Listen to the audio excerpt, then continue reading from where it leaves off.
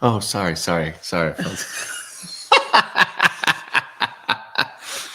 Hello. Nice. We're doing everything we can to make Gail Potocki as comfortable. Yeah, I was comfortable until now. But, well, thank you all for coming tonight, and we'll see you next time. Okay, was that so hard? I told you it would go by like that. It didn't even seem like it was a minute. Thanks for your attention for 3 seconds. That's all I ever asked for, 3 seconds. So we usually just kind of have a little bit of time in the beginning because like not everybody is jumping in right at the launch time. So we usually just kind of chat for a minute. Okay. And then people start coming in. Yeah. Sit down with their popcorn. We have a bingo game. Every time I say symbolism, people like put the square in, and then there's the Fenneker square. And they win Alphonse Mucha poster at the end. And the one that is like the big one is the Thomas Kincaid square. Oh yeah. Because it comes up so infrequently that when it does, people are like, I've been waiting for that. So collectible. I've been waiting. The snow scenes can't go wrong with one of those. How does it look like there's people showing up? Yeah, Forrest is here. Oh, hi, Forrest. Hi, Chrissy. Hi, Chrissy. Oh, I see how that works. I don't have my glasses on. I can't see. Me neither. Oh, well, there's people, so that's cool. Well, I mean, so the thing that we could probably start talking about that I think would be interesting is, I've talked about that my connection to symbolism and Art Nouveau and all of that came from reading fantasy novels and seeing the artists from the 1920s that were inspired by Art Nouveau and symbolism. And so in retrospect, it's a very clear and obvious lineage. But I would imagine that it's different for you. So where did you first experience that? Can you mute your phone, please? Wow. You can stay in here, just mute. I think, well, really at the very beginning, I had overheard somebody talking about pre-Raphaelites, and it was a time before I even knew what a pre-Raphaelite was. And I was really intrigued. So I pulled out an art book and I looked up and I'm like, oh, wow, I really, really like this work. And I started kind of going down that. But how old do you think you were? It was well before I was an artist, probably in my early 20s, maybe. So what before that, though? Because I was about to be blown away imagining you at like 9 years old reading about. No, I grew up in Detroit. I wasn't quite that cultured. Reading about the pre-Raphaelites. No. But same thing when I went to the Art Institute and I saw, is it Beata Beatrix or something? Right. The Rossetti. The Rossetti. I had that reaction, but I do recognize it was because it reminded me of the kind of medieval fantasy art covers. It was just obviously way better. I would think for me in Detroit, there was the Henry Fuseli paintings, the Nightmare painting. That was always like something that really attracted me. I mean, he's definitely before the Symbolist movement, but definitely a huge influence on them. I think a lot of it, I got into kind of through the Art Nouveau way too, in a very different way than you did. I didn't do it through Archie comics or whatever. There's no Art Nouveau in Archie comics, Gail Potocki. Kind of comic, Superman or whatever. I apologize. Arch Nouveau. Oh, there's one from the Chuckle Emporium. No. But I did, I probably got there more through seeing prints of Alphonse Mucha, however it's pronounced, and seeing some of the more commercial Art Nouveau pieces. And then I just always loved that aesthetic, even when I was a little kid, but never saw really any of it in person because we didn't really have much of it around. But do you think that you saw like a Mucha print first, or do you think you saw like a Roger Dean album cover first? I saw the Mucha prints when I was really little. They were on like cards and stuff. Okay. But then, yes, there was definitely the Roger Dean. And I did love the Roger Dean artwork too, but I didn't really know what that was as far as his art influence at the time. But then my real interest in it really didn't come until later. And it was through seeing the pre-Raphaelites and then that led me to the Belgian Symbolist, which led me specifically to Ferdinand Knopf and his Caresses of the Sphinx painting. And I just was really mesmerized by the kind of the melancholy feeling of his work and the mystery of it and the kind of quiet. It's like a kind of a quiet mystery. It just was really compelling to me. And I always just felt like if I was ever an artist, and at that time I wasn't, that's the kind of work that I would want to do. And I would want my work to have that kind of feeling to it. So I have to say, mine was definitely more a route that way. Yeah, that's interesting. I just was thinking about how I don't think I saw Mucha really until I was in my late teens, early 20s. Yeah, well, I mean, I would see it in a very commercial sense. I never saw like a real. No, I didn't see a real either, one but until, I think it was in my early 20s. And then, from a less from a visual point of view, but more from a narrative point of view, do you have any memories about when you realized that paintings could tell things in a language so completely different than words, and that was a language that you were suited for? I think I always felt like I got more from looking at things visually than I did from seeing them in words. And I feel like I am even now obviously better expressing my ideas visually than I am through words. I was a very solitary, quiet kid, and everything I really thought about, I was more inspired by what I saw things visually through paintings more than reading, through drawings, through imagery. So I mean, definitely was looking more in that direction. I remember we were joking when we were working on your first book that you said, I made some joke about your English, and you said painting is my first language. I don't know what my second language is. Right. Yeah. I'm definitely not a words person, obviously. Yeah, but there's a reason why great music captures things in a different way, and same thing with a great painting. It's, if it was articulatable, it would be a novel or a poem. So I think that's, it makes sense. I just was curious. Well, and it's also, to me, words are much more, have a more of a direct meaning, and the paintings, I like the challenge of creating paintings that have multiple levels of meaning, or ones maybe that are just suggested, that aren't, maybe intended, but something more than just an illustration of an idea, but more something that's more open-ended. So to bring those then kind of to what your contemporary work is, I remember seeing some of your work before you went to School of Representational Art, and it being really, really interesting and not executed. And now it's not. It probably would be if I could, get my head back in that space. But I remember when you pulled them out that you were really dismissive of them because the technical quality was not good. But I thought what was interesting is I could agree with you, but you could see that the spark was there. Like the ideas were still there.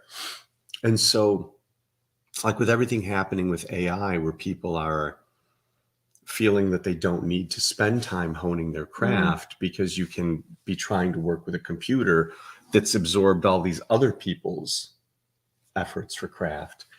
Where do you feel, for you as a creator, that the craft served your abstract creativity? For me, I was definitely, I was just playing around with ideas. My ideas really haven't changed that much. If I look at those early, more crude drawings, I think they're still coming from the same place, except I just felt like I couldn't express. I felt like I didn't have the vocabulary to express them how I saw them in my head. It was always just a wall that I hit up against. And go learning like the real traditional craft, like I studied, just kind of opened the doors. I mean, I know there's some people who might argue, oh, well, people who study this real traditional way, it makes them less creative because they become so academic and so rigid. I didn't feel it was like that at all. I felt like it opened so many doors because now I could get closer to what I saw in my head. So what if you didn't have to do it? What if you could put those prompts into a computer? What if you could? Because the joy comes from more than just blurting out the idea. It's that, and I mean, I feel when I'm into a piece, like especially when I'm drawing, because that's really I think my first love, even over painting, is as I'm doing it, I'm feeling the emotion of the piece. And then when the piece gets to a certain point, if it's really going well, I almost feel like I can step inside of it and see from the inside as what I'm doing. So it almost feels like sort of a three-dimensional process. And so to me, it's not just about if it was just about the idea, then why not just jot down the idea and hand it to somebody else to do, just be an art director. I don't know. Like, to me, the whole doing of it, the whole like just putting down a line and, you know, where you put the accent, where you put the feeling, to me is almost like listening to a piece of music and how it ebbs and flows and it changes emotionally. That's kind of how it feels like when you're actually doing it. It sounds to me like what that makes me think of is that when you look at really great art, everything is done for a reason. And so a lot of people look at art that maybe isn't as great as they think it is. And so if you try to apply that question to it, it doesn't hold up, because a lot of things that are happening are just kind of arbitrary. And so I think that what happens with, whether it's music or painting or even writing or cinematography or anything that you said that I think really makes a difference, is when you see a line and it tapers in just a little and then goes a little denser or something like that, there's a lifetime of experience that tells an artist that that's the right way to do that mark. And that is why it's kind of like something that's happening with the AI is it still can't do hands, fingers still confuse them. So it's almost like this incredibly high technical level in rendering, but in terms of understanding what it's doing and why, it's still like a kindergartner. And I guess for me, like there's no physical aspect to the AI. I mean, you're pushing a button. It's always the same probably amount of pressure, I'm assuming, on the button. It's Depends. always, your keyboard can play into it. Yeah, but I mean, it's not like it's not as analog, I guess. It's digital. It's on or it's off. Yes, it is a binary switch. Right. It's a binary switch. Yeah. So no, that's an interesting. I hadn't told her that we were going to talk about any AI stuff at all. I was just curious because we hadn't talked about it, and I thought I'll have her right in front here. I see some questions. So Gail? Yes. Do you inject your ideas into the paintings, or do the ideas emerge from the painting, whether the art object itself or the act of painting? Or are those lines blurred? Well, the lines sometimes are blurred, but sometimes it's an either or. There's many times where I have a very, very specific idea of what I want to say. And I think of all the different ways that I can say it. And then most of those I throw away, because if I think of them right away, that usually means that they're too obvious. So I usually go a different path. And then there's other pieces that have just kind of come about as I do them. One thing that's probably bad, but it's just the way I am. I don't ever sketch, and I don't have a sketchbook, and I don't keep a notebook. I just go straight to the big drawing or the painting, and then that's kind of my process. And when I'm not doing that, I'm usually just pacing back and forth in my studio. When did you stop that, though? I never did. Yeah, you did. No, I did not. Yes, you did. Where do I have a sketchbook? Upstairs in my office. You've got all those sketches that you did, the thumbnails. Oh, that was school stuff. Okay. That was school because I had to. Yeah. So once you got out of school, it's not part of my process. But you did one there's a sketch with notes on it for the one with the bleaching coral. What painting is that? Oh, dying colors. Yeah. That little scribble. Yeah, I wouldn't call that really a sketch. Yeah. All right. Police. Sketch police. Sketch police. I guess I'm thinking of it like, so many they do color sketches and they do thumbnails and then they change it. Right. I guess I've never really done that because I can't really understand my own scribbles. So if I put that down, I can't really tell what that painting's going to be. Why did you paint frogs making pancakes? I have to see it at the actual scale. Let me answer his question, please. I apologize. So a lot of times in that case, since I'm working the exercise, the idea is emerging as I'm going. I'm starting thinking, okay, I want to say something about this, or sometimes I don't even know what I want to say. I like this image and I want to draw this bird or this woman or this certain landscape. And then as I'm going, it starts to give me clues in a way of what it means. I think, well, that makes me think of this. Well, why does it make me think of that? Well, if it makes me think of that, then what if I do this? And I just kind of build on the suggestions that I'm getting from the drawing. So I work that way a lot. And then, like I say, I also work the other way where I have a very specific idea. Sometimes I think I prefer the ones where I don't, because I feel like sometimes a little bit extra layer of magic can come in when I don't have everything all buttoned up ahead of time. So is that okay? I don't know. I'm still thinking about frogs making pancakes, if I'm being honest. Okay. Oh, Lord. That's exactly what I was going to read out loud next. I was getting the high, stop reading. Ms. Potocki, if you have not, may I point you in the work? Oh, I do know Malczewski. I went to Poland specifically to see his work. I love, love, love that artist. Where is it? I don't know how to pronounce Polish cities. Was it Poznań? POS, I think NA, where NA something where they have the museum with all of his work. I love his Poznań, work. It's a German word. It means no pose. Sorry, I know I'm Polish, but I cannot understand that language at all. But I do love his paintings. I can definitely see. I don't know if I was influenced per se by him because I didn't really know his work when I started painting, but once I saw it, I'm like, I definitely saw a kindred spirit in his work. Yeah, he's great. Yes. Yeah. So I like a lot of the Polish symbolists a lot. What do I think? Has she ever done a sketch that was so good it didn't need to be painted? Oh yeah. I have quite a few drawings like that that I felt like by painting them, they would actually be kind of redundant. It almost like I'd be just taking a piece of art and putting it in another medium. And then some just suit the mood and the idea better as with kind of that grainy. It's like what a black and white film is to a color film. Some things just work better in black and white.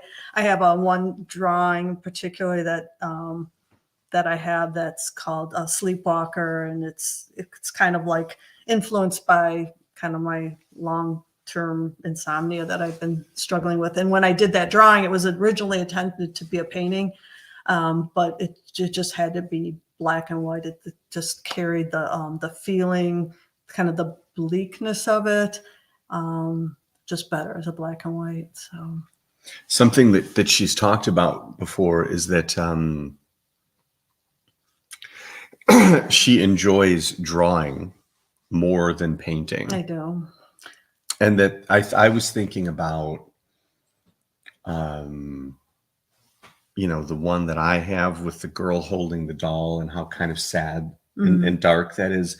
And it feels like, I would make the equivalent or the argument, maybe it's kind of like if you see a beautiful old tintype photo, and then your instinct is, wow, well, this would be great if I got a brand new digital camera and took a photo of the same thing in great color. Like it wouldn't work. It's not the same thing. And I think about the bee drawing that you did, where it's the black and white charcoal with just the little bits of red, and it wouldn't have worked in any other medium in that way. No. Because you did some paintings of that, didn't you? That were smaller. Yeah.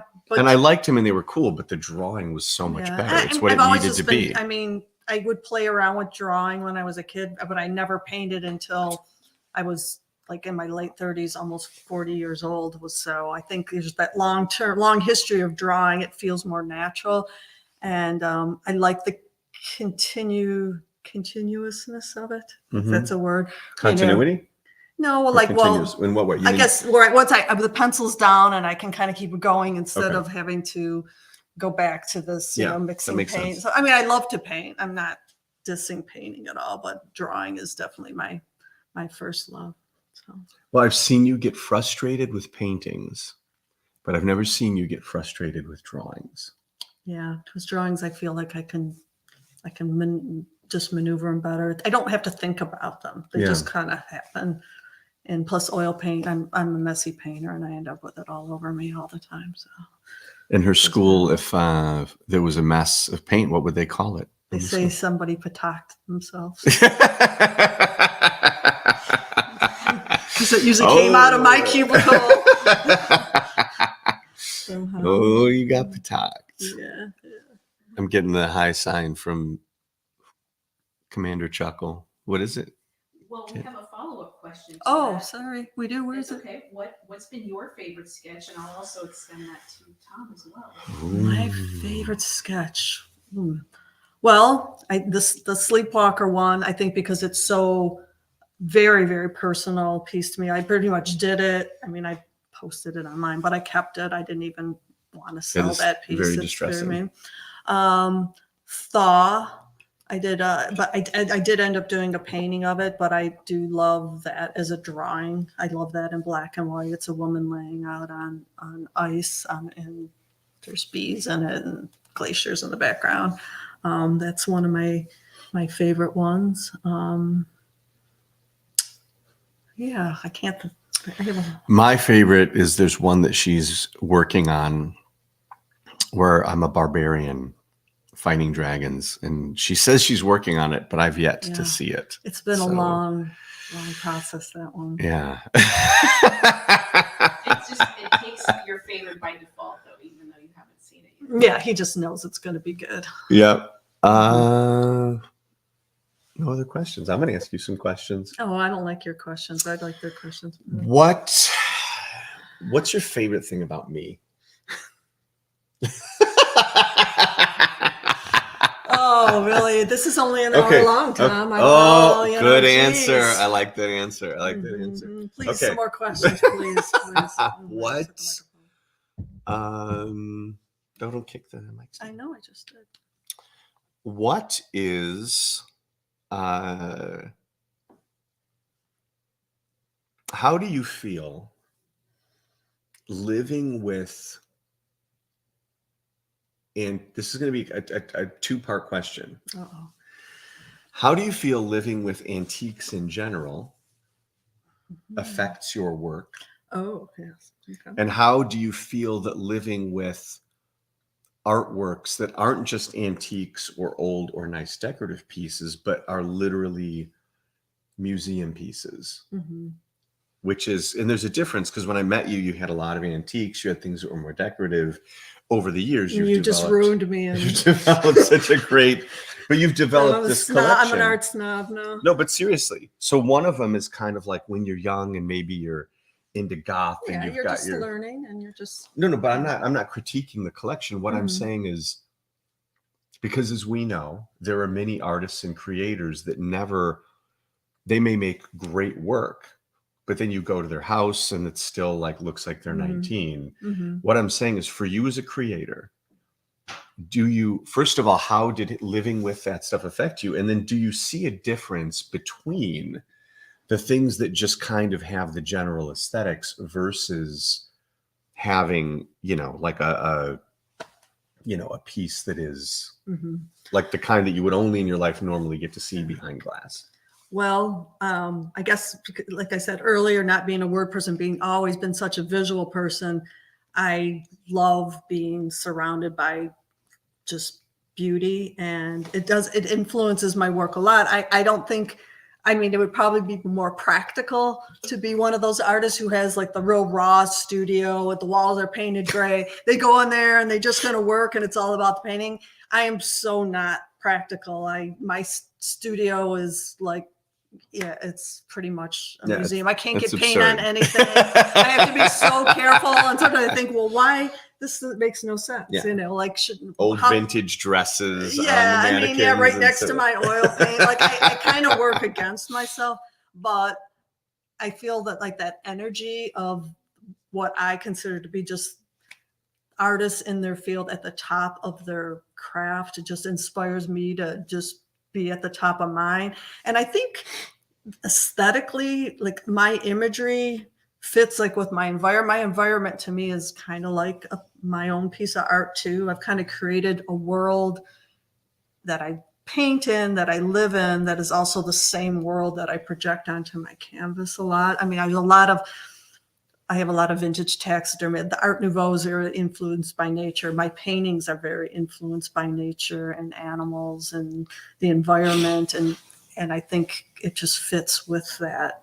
work. So I think about someone like Johan Lossel, where you look at his house and it's like, you think you're looking at Muka's house or something. Like so his wallpapers are all dialed out. Wow, that's awesome. His clothing, like everything. Yeah, you kind of become the character of your space. And like, 'cause that's really important for me and for the work that I create. I don't know if I was working in a space that was really opposite my aesthetic, if I would be able to get that synergy from it the same way. I think for me, I think it's like whether it's music you're listening to or even as crazy as the sounds, the light bulbs that you have, you know, for me, like I like lower light. I like the light that's a little bit amber. I like those things.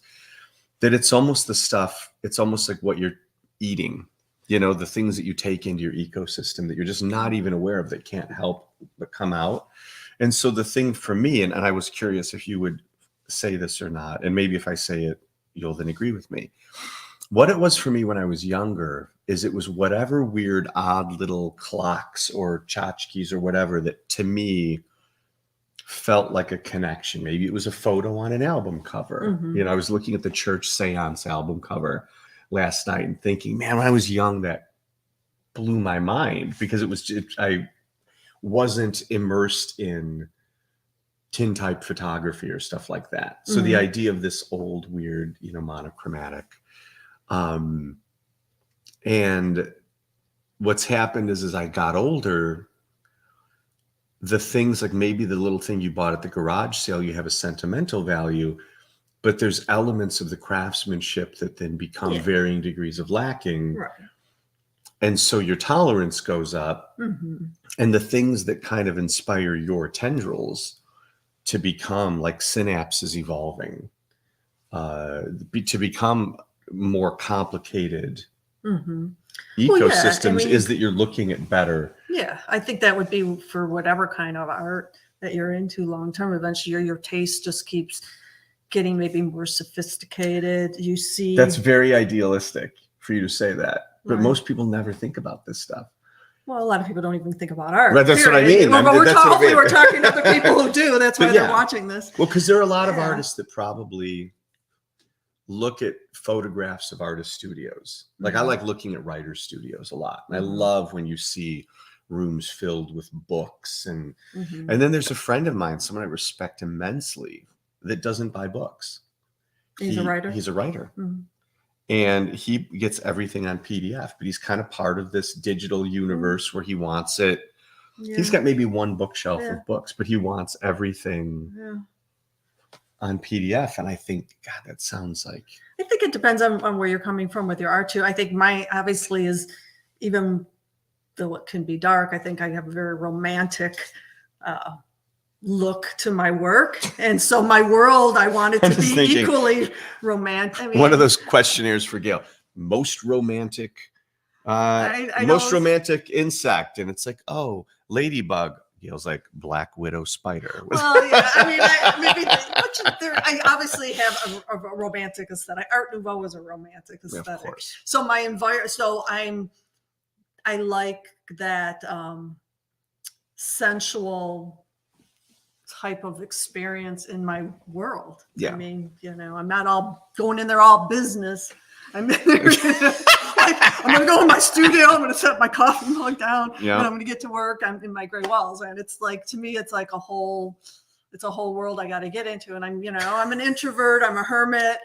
I live in a 1920s apartment building. I look outside. I can pretend I'm in Paris or something. I can block out all those humans outside, and I can just kind of go into my make-believe 19th century romantic space. So I feel lucky that I have the opportunity to do that and be around the things that I can be around. Yeah, that makes sense. Do you have any questions? Oh, there's someone right there. What music do you listen to? Oh. She listens to a lot of Perry Como and an alarming amount of Barry Manilow. You can never be too it alarming with Barry and Manilow.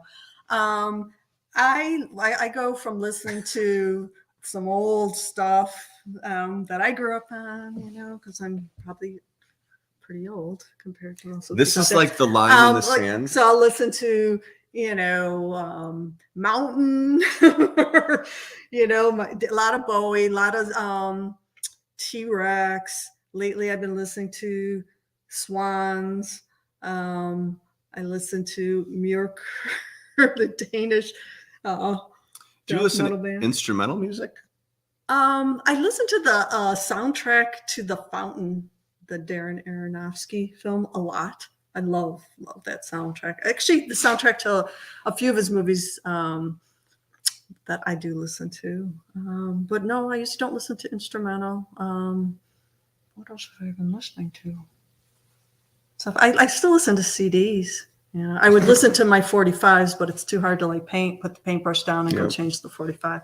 But I still listen to CDs. So I guess rock. I like stoner rock music. Like thumbprints of paint on them. You'll see them. I know, yeah, and then it just doesn't play at all. At least the record will just skip. The CD just goes dead on me. I have to wipe it out. I can't help it. That's great. I love it. I'm old school. I know. I still got my. I like it. She's got a little boombox. I like Mark Lanigan, who just passed away last year. He was one of my favorites. The Church. I was listening to Screaming Trees the other night. Oh, and his video came up, and I was like, amazing. God, he looks like, knowing what he looked like at the end of his life and looking at how young and healthy he looked. Yeah, well, read that autobiography. You see why he looked the way he looked at the end of his life. I know. Talk about a crazy life. I know. Yeah. Did you hear the new Church music yet? I heard the one song. Okay. I watched the video. Can't wait to see him. Making sure. I don't know. What's the biggest music could you get? Oh, my gosh. Thanks, Sean. I don't even know. He likes bad music, and I like good music. It's pretty big line in the sand. I think we would both agree to that. Could only handle so much of the soundtrack from Grease. Olivia Newton-John, I used to have to hear her. And a lot of Olivia Newton-John. I remember one time I was having a frame built, and it was over at his house. And I hired this guy to come over, and he came over to do the dimensions for me to explain the frame. And Tom was in the other room on his computer listening to some music, and the guy bursted out laughing, and I was so embarrassed. He was listening to some bad Aha music. It was Aha. The guy was like, "Oh, I can't." The song was "Living a Boy." It was their debut album. Yeah. The song came on, "Living a Boy's Adventure Tale." Oh, is that what it's called? And yeah, it's water. I like Aha. I'm not ashamed of my love for Morton Harkett. I have some guilty pleasures, but they don't come close to some of his, man. Rick Springfield, please. I do listen to a lot of Rick Springfield. This is true. Okay. What was your inspiration for Penny? There was a lot of different things. I saw that image in my head. I think. What's the full title? No Wishes on a Found Penny? No, Too Many Wishes. Too Many Wishes. I think that's my best title ever. Too Many Wishes on a Found Penny. Isn't it just great? I love that. Well, one thing I wanted to use that title. It's up there. It is great. I had this. I guess I was just picturing this woman lying. She's almost like she's crucified. I think the lines in the the pavement kind of form across and the way she's kind of laying. I wanted her to feel that way. It was what was inspiration? I don't want to say too much because I know what Chrissy sees in that painting, and it's very different than probably I was feeling, and I don't want to like kind of color it too much. I think I was feeling pretty. Were you desperate. listening? She was listening to a lot of aha. No, I wasn't. I was feeling. I was kind of actually in a pretty dark emotional place when I did that. I was feeling pretty desperate, and I had this woman, and she's kind of out there alone. She's crucified. You don't know if her eyes are open, but you don't know if she's really dead or alive. And she just has all her hope and all of her energy and her psyche, everything into this wish on this, like she's just put too much into this wanting something. She's put just like too many wishes on this found penny, just too much.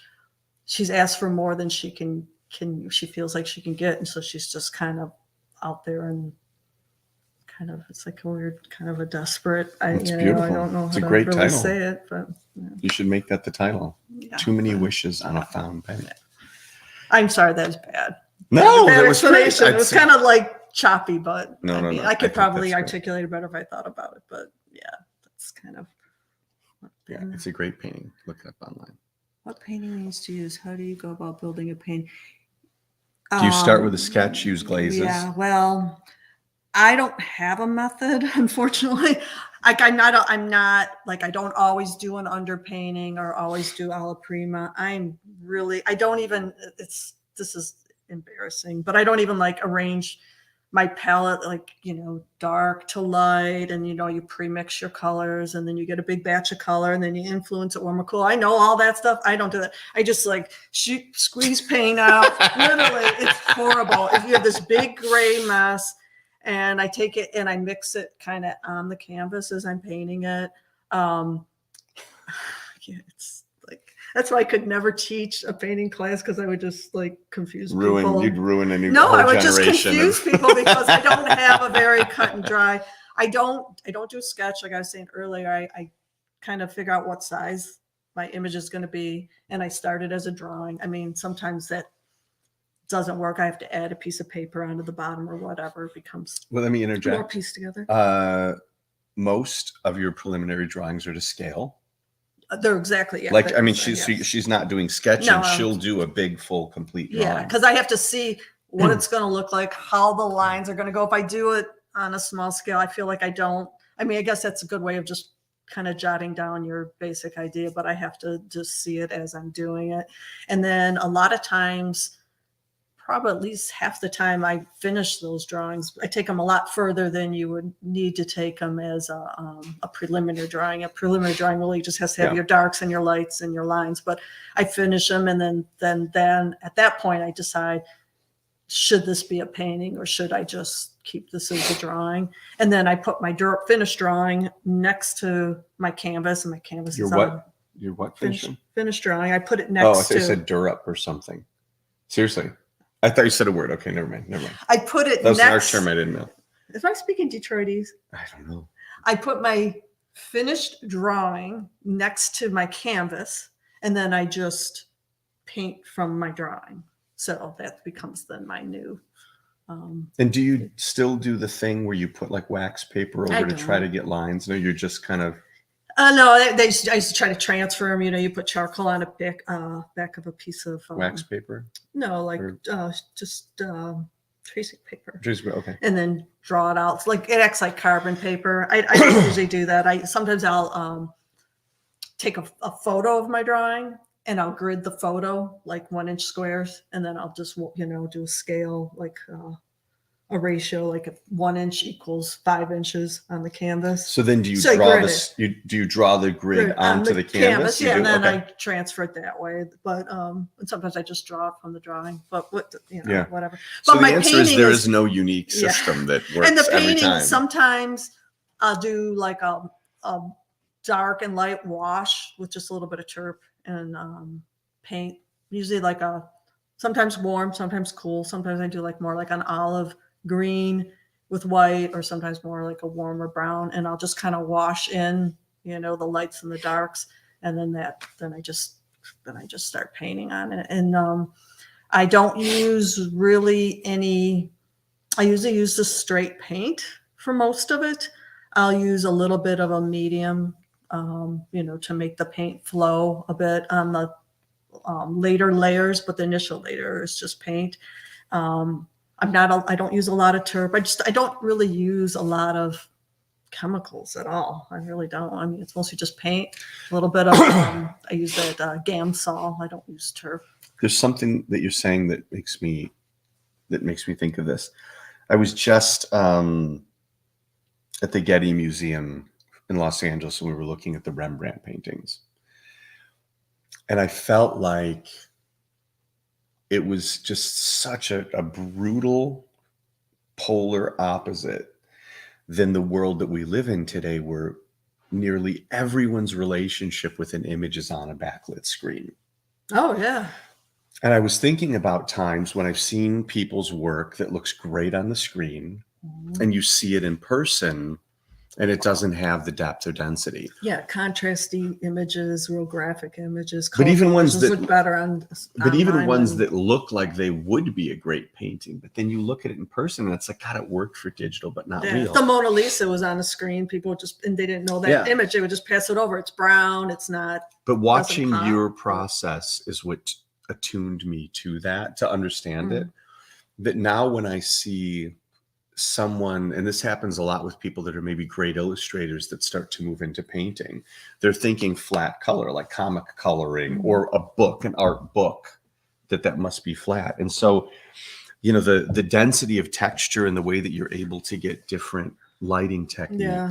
Well, glazing, I know a lot of people, glazing doesn't show up on a computer at all. Like it'll just, you know, the camera will just, it doesn't really even show up on a camera very well, let alone a computer, just a regular film camera, you know, it just kind of flattens it. And, you know, if you're glazing yellow over blue and you're getting a green, the camera's just going to show you the green, you know, it's not going to show you that layer. There's just a whole world of work coming out that looks great on a computer screen and bad in person. Yeah, it's a weird. And it's also, it's hard because look at those paintings in real life.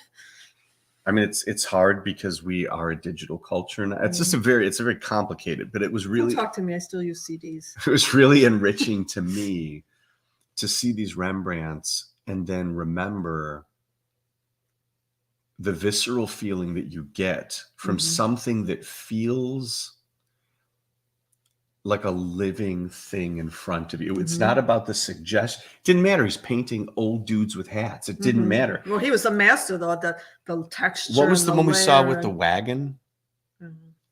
There's one that had like a wagon or something, and it looked so incredible in person. And it just made me, I was glad to have, to me, that was the best experience of viewing them. Is it just reminded me that we all get into our different fields of art because of wanting to make people feel things. And what happens is kind of the way, you know, you and I inhabit realms like this. We spend all our time with our head in our computer, and then we recalibrate our art in minor ways to make sure it photographs well. But then you get something painted in gouache, flat, really thin, that people can put on the computer, turn up the saturation a little bit. It looks great. Well, but then it doesn't have that in person. Well, I mean, those kind of paintings, like you can stand at a distance and see them one way, and then you get up close and you could just look at a little section of a Rembrandt painting and just, you know, be enthralled by the texture and the layers, a little abstract work of art in itself, you know. And you could see the handwork, you could see the brush work. It looks like a human made it, and I think that gives it a certain warmth and, you know, I don't know. That's like how you can, to me, you connect to artists. This was made by a human. I don't. Speaking of warmth and connection, Gail Potocki. Sean would like to know, he said, we mentioned the pre-Raphaelites earlier, and that you would see a lot of, it's up on the, did you put on the screen before You mentioned the pre-Raphaelites earlier, whose muses and models appeared in many works. Kat and I think alike. You've had many of your models pose multiple times. Do they inspire your works thematically, or both? Yes. I particularly have one person that I've been, she's been modeling for me. I've knew her since she was born. She's my best friend since I was 16. It's her daughter.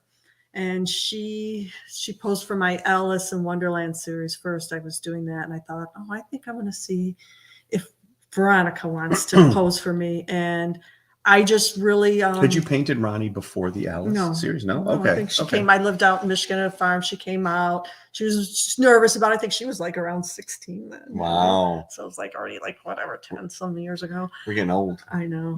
And I just feel like Ronnie, she could just her face, she just has so much subtle emotion to her in her poses. And then, you know, we know each other and she's comfortable with me. And so there's not that where she feels like she's posing or whatever. It's just very natural. And a lot of times I have a very specific idea for the painting, but a lot of times the images of Ronnie just inspire the work. And like, I come up with work that I never even was thinking about, just because like, wow, that makes me think of this, and this. And then I just build, you know, on her image. So yeah, definitely works both ways.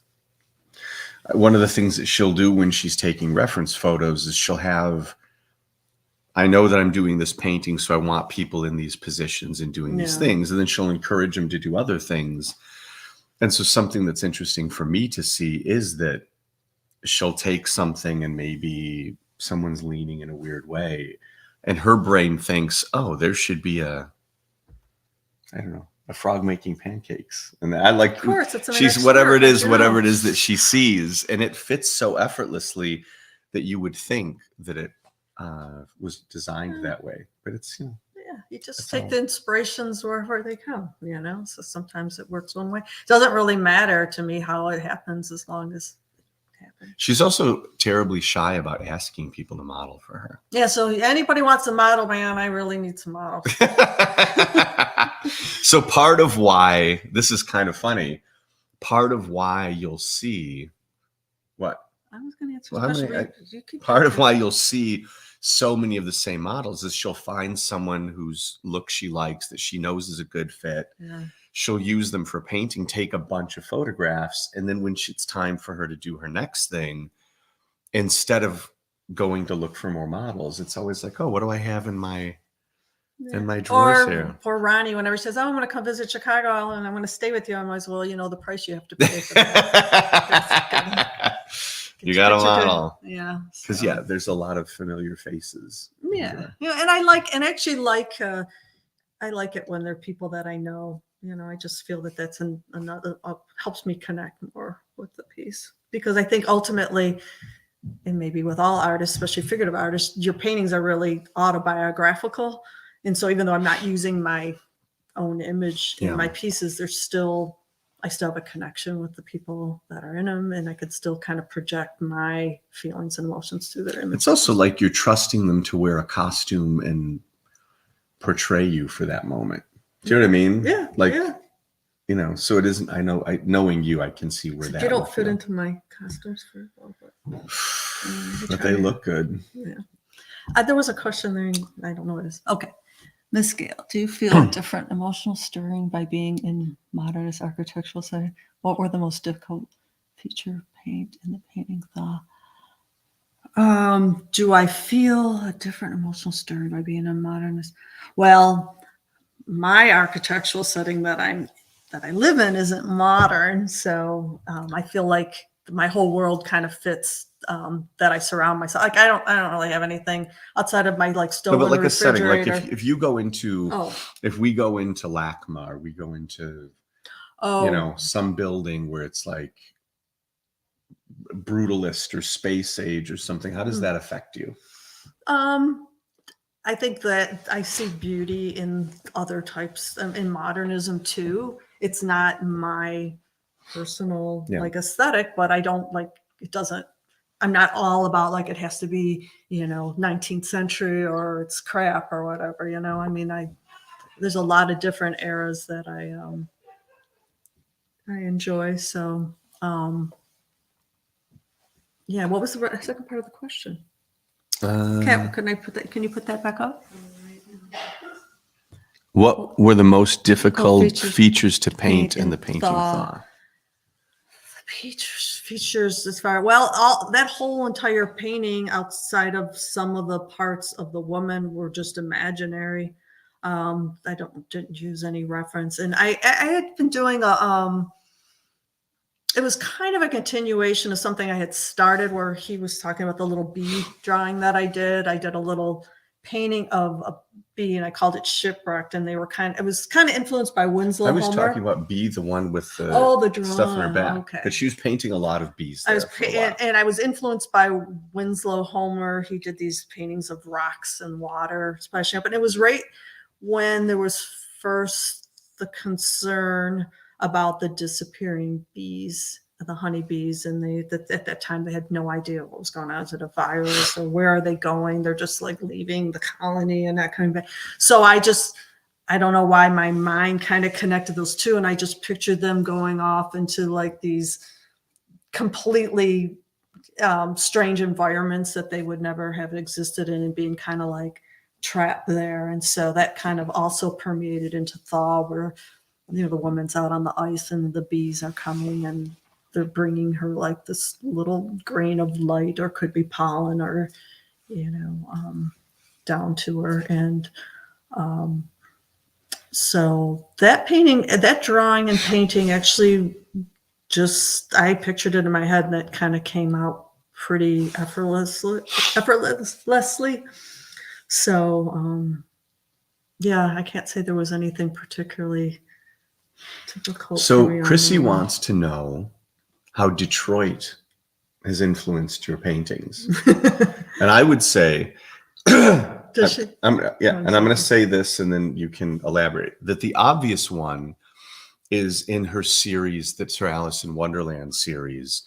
Her childhood is intertwining with the Detroit of her childhood and experiences and the decay that it's now experiencing, and kind of making this whirlpool of, it's basically Alice in Detroit is what that is. So that's a very visual example of how Detroit. I would say that Wait, but let me ask you, so I'm going to add to her question, which is, so beyond when it's visually obvious, in what ways do you think being an artist originally from Detroit makes you different than other people who might be working in the symbolist or figurative field?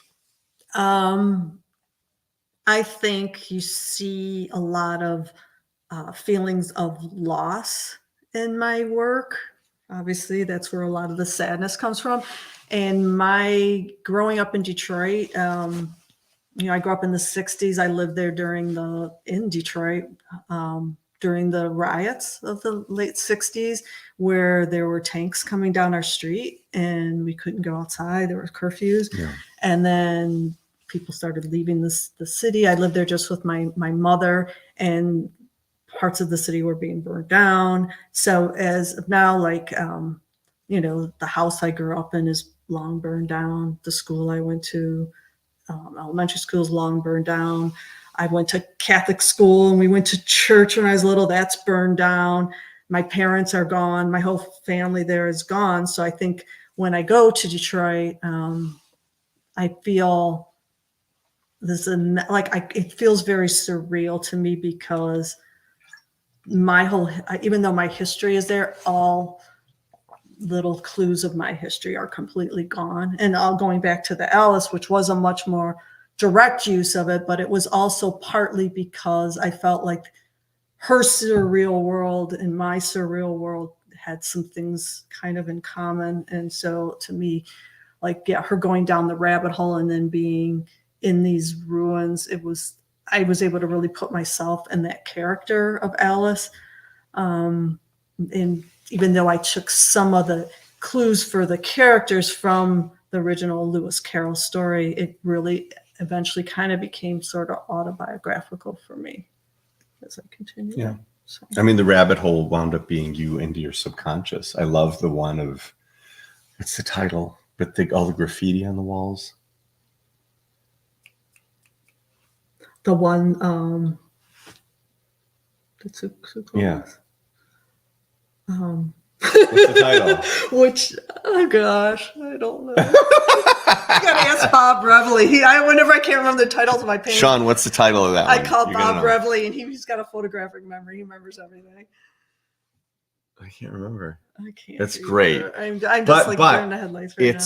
The rabbit is on her chest. Oh, that one. Yeah. Oh. With the graffiti. Oh, right. Yeah, yes. Yeah, that's actually influenced by the Fuseli painting Nightmare that's in the museum in Detroit. And I figured, well, that just goes full circle to my really early looking at art, is I wanted that same kind of imagery, only obviously.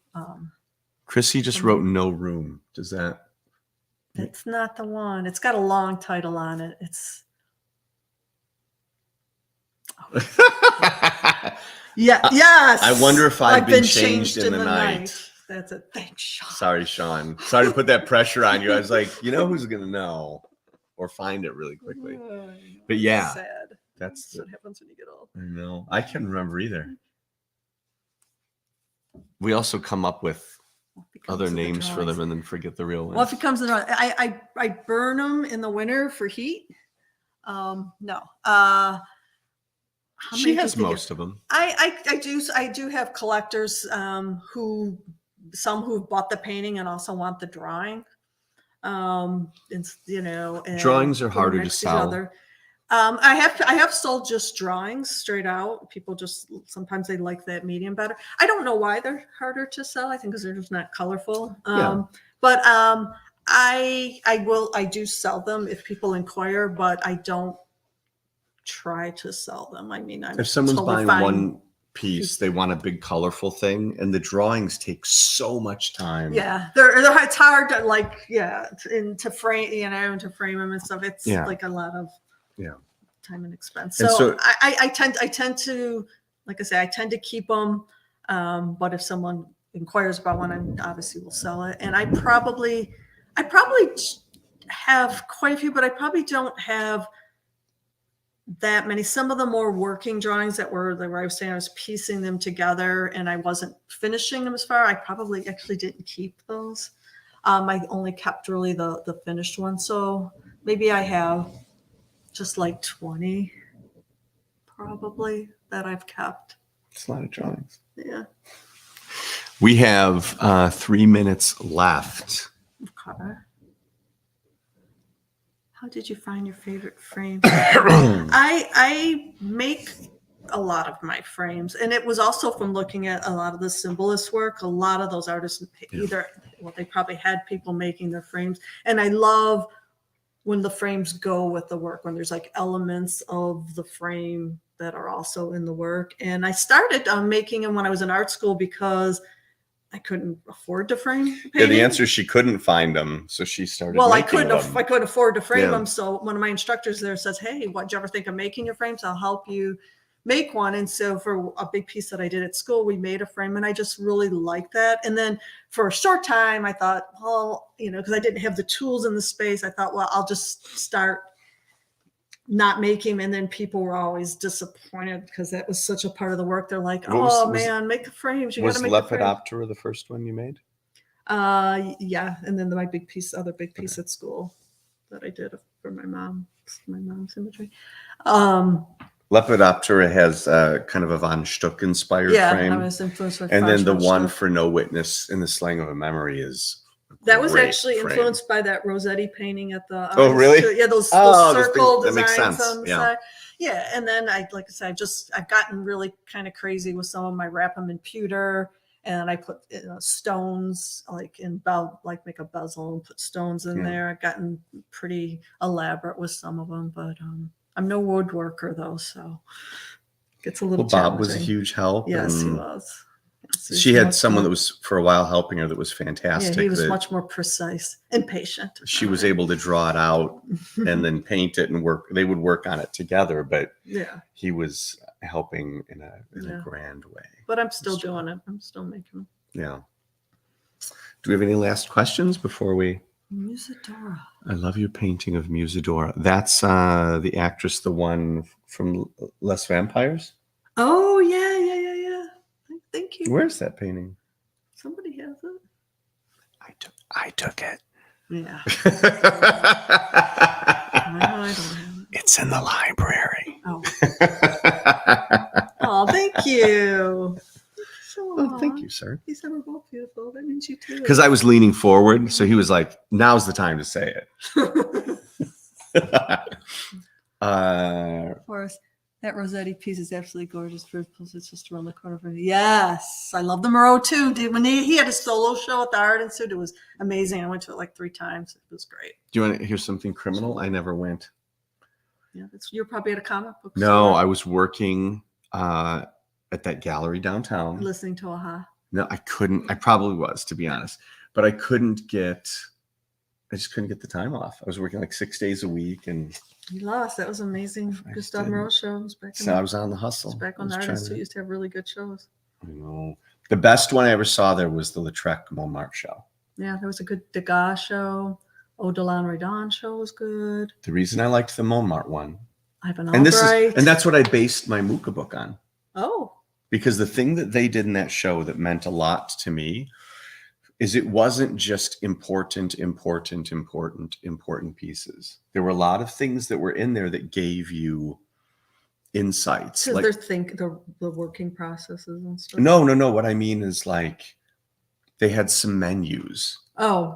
They had The feel of the time. Yeah, stuff that like made me feel more immersed. And so things like with Le Pater, when I found the little promo thing for the Sentiments book, you know, like I thought that's really cool. Like, just how did they promote this in 1899? It's nice to get the feel for the whole time and the posters that they had up were not like the 10 most expensive posters of the era. They were ones that had the different performers and gave you the feel of what it would really be like. Everyday life. Yeah. Meaning, like, you know, there's a performer named Mephisto, and they had an Ebel's painting or a Bell's poster. It's probably not a very expensive piece, but it wasn't like, oh, here's 5 Aristide Bruant and 3 Sarah Bernhardt, and then now you're done. Like, it was all of these Yvette Guibert and it wasn't just the hits. Yeah, I felt very immersed. I liked the low lighting. They had a mural that was in the Chat Noir. I felt like I went to that show. Did I go with you? Probably. I mean, it felt like a theme park. Yeah, it felt, and then you look. They do some beautiful there's shows. A great painting, and one of the things they did, they had an original mural thing that was taken from the Chat Noir. And it's just like, so these huge things, these little things, it just was all. Did you bring anything home with you? I made a shopping list. Yeah. I sure did. And I mention that just because a lot of times you go to museums and they've just got the best pieces kind of laid out, and that's great. But there's so many times where there's no context for it. Yeah. You know, I remember this happened twice when I was in museum shows and started talking to people, because they were glossing over things that were really, really interesting. Yeah. And I became the obnoxious person that was like, surprise. Do you mind if I tell you what that is? Well, like with the Secession, there was a show that in the cases, they had some of these Jugend magazine covers, and they had some of these incredible Maria Delvard drawings. But, you know, they're not flashy compared to the Mucha posters or whatever big things. It was like, you know. People have to want to take the time and explore that. So. That's the difference between drawings and paintings, too. The drawings aren't flashy. Yeah, that's true. I'm just grateful that I've not been asked to leave a museum yet. Do you know who gets... the buzzers go off. Yeah. She got me to it. Everybody's embarrassed. Do you know I swear they don't let you... Like, I just point and the buzzers go off. Yeah. I don't feel like I'm leaning in that far. Gail is constantly... They're very uptight. Being approached by security guards in museums. I remember one time, I think I was there with Craig, and he was in a different room.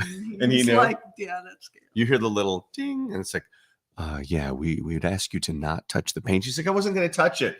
And they're like, your nose is half an inch away from the... Well, I was trying to look at the brushwork.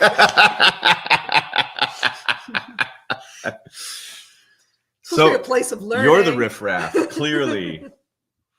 Clearly. Hi, Gail. What is your favorite movie? Why is it Pacific Rim? I don't like that happy ending, Aaron.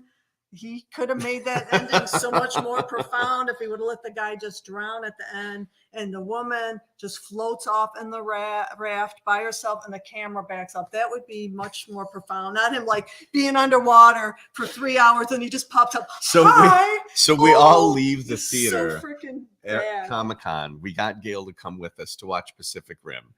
I imagine you loved the kaiju stuff. I liked the whole movie until the end. No we came out and she just had just the most disdain over the ending. She's like, well, that was bullshit. Everybody's going, wow, it's so great. You're like, he should have died. That's what you said. That's what it was. Wow, that was so great. That's what she was. He should have died. Well, it would have made it a more that movie would have stuck with the audience much longer if he would have died. You would have come out being like, wow, like it was really exciting. But it left me this feeling. I'm not sure how to feel, but that's what makes great art. Yeah. So it is now. It's now an ongoing theme that when everybody dies in a movie, we all joke, "Oh, Gail would like this one." She likes the gravitas, the realism. I'm not that cut and dry. Sometimes they don't all have to die. Sometimes they don't all have to die. All right, now Kat's giving us the one more sign. Oh, also, is there a book of your Alice series still available? Talk to this dude. There is not. I think we have a Alice tea mug is all we have. That's one painting. Yeah. We are going to be doing another book, though. Are we? Yeah. You think? Yes is yelling over. Yeah, there's no question that next year will not escape without having and those paintings will be definitely there'll be a chapter on that. So just bug Century Guild.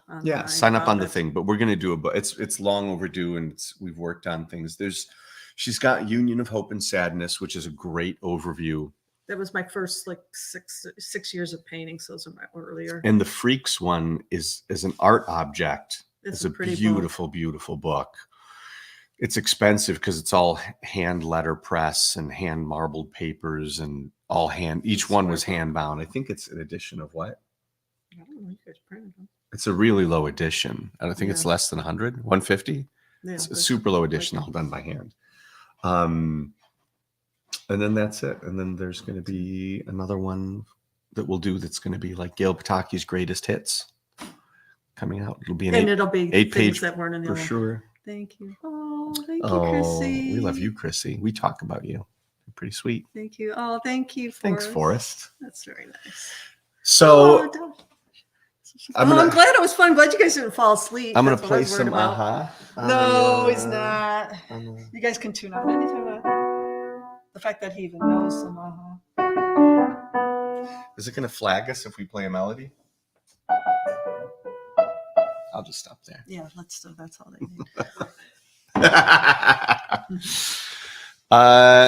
Is there anything else that?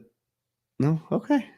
Gail's favorite Game of Thrones episode is the Red Wedding. That's true. She just watches that over and over. I never saw Game of Thrones. I'll watch it when Gail doesn't have a TV. Yeah, I never had a TV. I just have a CD player in my 40. She has a CD player. I'm going back to that. And a ham radio. A ham radio. What did you say? Exactly. Oh. Breaker 19. What's your handle? Do you really want to know? Yeah. It's I don't know. See how do you like getting asked questions? I'm trying to think off the top of your head. You got to answer because everything I'm thinking is really inappropriate. I was trying to think of a good 80s one. Okay. So January. Nice to see you. Is our next January 5th. January 5th is our next salon. Maybe you should come back. What do you think? I don't know. Want to talk about more? Maybe I'll be the new host. We'll just push you. Right Will you push me out and let one of the dogs sit here? Yeah. Come on, Mabel. Thank you to everyone for being here. We try to do these because without the gallery shows, this is just a great way to get to kind of talk to people and answer questions and have fun. So subscribe and you'll get the notifications, but we do it the first Thursday of every month. And we'll see you on January 5th. Anything else you want to say? You want to tell them about your favorite TV show? No. only show that I've ever watched as an adult. That's Raised true. by Wolves. I'm watching that old show, Raised by I Wolves. just realized I think it's the if most you only science watch fiction like I've ever seen. maybe 2 TV shows a year. Gilligan's Island is the second one. That was the last one. What an amazing show. Yeah. Old episodes of MASH. I don't know. Thank you guys for being here. And Nice. Kat's gonna mute us and take us out. Nice seeing y'all in the digital I'm watching you world. do it. Oh, Sean says Lost in Space. Oh yeah. Yeah. Do you Man, remember I when wanted you to be met one of Billy the Mumy? Robinsons? You know, I met Billy Mumy. It was like my highlight of all the Comic-Cons. He When I saw signed he was going to be there, I was like, I'm going to that Comic-Con. He signed a card for her and she kept it in her wallet. Yeah, so I could show it to people on the bus. Bye, guys.